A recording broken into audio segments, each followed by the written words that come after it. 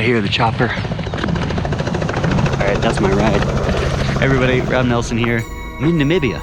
This place is awesome.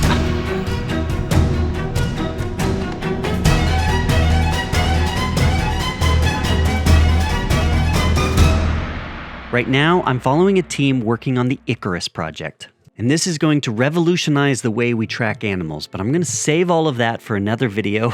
And I want to talk about some of the behind the scenes work, especially for those of you who might go out and try to tell these stories yourself. So I wanted to talk a little bit about the challenges that you will face if you're just a single person trying to film the action. So I've kind of broken it down into a few different points. As I go through the 6 things I came up with, I'll note what part of the job someone else might take if it was a larger shoot. Number 1, overwhelmed by gear. First, I found I'm always fighting the urge to bring more gear to do what I'm doing. I'd love to have a drone up, a few GoPros out, a wide lens in addition to a telephoto lens, and multiple people mic'd up. I'd also like to have a gimbal out, a slider, even a crane. The problem is that having too much gear spreads you thin. If it's just you, you need to cover the action. For me, that means shooting as much of it on a wide-angle lens with a shotgun mic as I can. After I get what I needed, I'd switch lenses, probably something much tighter. This diversification of shooting is something you can do much easier with somebody else, namely, second camera. Number 2, communication. In a situation like this, it's vital that I've communicated who I am and what I'm doing to the entire team.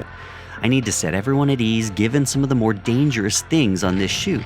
I needed to let everybody know that while I wanted to stay invisible and low profile, I also needed to be given priority when the action was happening so that I could get the shot. In a larger production, a producer or an assistant producer would likely have done some of this communication. This time, just me. 3, logistics. In tandem with that, I should mention that much of the logistics fall on my shoulder. Making sure I get tickets, taxis, accommodations, food. In this case, I was very fortunate. Martin and Ushi here with the Max Planck Institute did take care of much of that. On a bigger shoot, that is what a production manager does. Number 4, media management. Just about every night, while most people have already gone to bed, I had another 4 to 6 hours of media management to do. Now, it's not always a problem because I start it as soon as I get back, but if you're shooting all day, you're going to get very little sleep. In fact, I only got about 3 or 4 hours of sleep a night because of this, and I was really only saved by the fact that it was a 4-day intensive shoot, so I could run on adrenaline the entire time. On a bigger shoot, you might bring somebody just for this job. In particular, a media manager. Number 5, shooting to a story. Now here's the hard part. If you're just the camera person, you risk losing sight of the bigger picture. Got the helicopter up over there. We're getting some tags on some animals.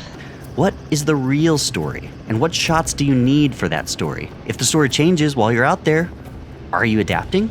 At times, you have to shoot a bit less and just think about that bigger picture. Okay, we're heading that way. For me, I would stop, I would take interviews. Now we have the theory and the data to prove that this is really working, and we can use that knowledge. And that's fantastic. 6, telling the story on location. Trying to explain what's happening while it's happening, that's pretty tough. And it's not always what everybody does when they shoot, but I like to tell that kind of story. We should be very close. Okay, cool. And too often I can get really caught up in just following the action. So I have to take a second, I have to stop shooting and turn the camera back on myself. All right, so the way this works is the helicopter flies overhead. I concentrate on talking about what's happening. We just came up with a really lovely plan. There was too many people in the helicopter and the car, so they left me out here at the watering hole by myself, where we saw elephants yesterday. And these are the things that help tell a bigger science story in an engaging way later. Oh, that was exciting.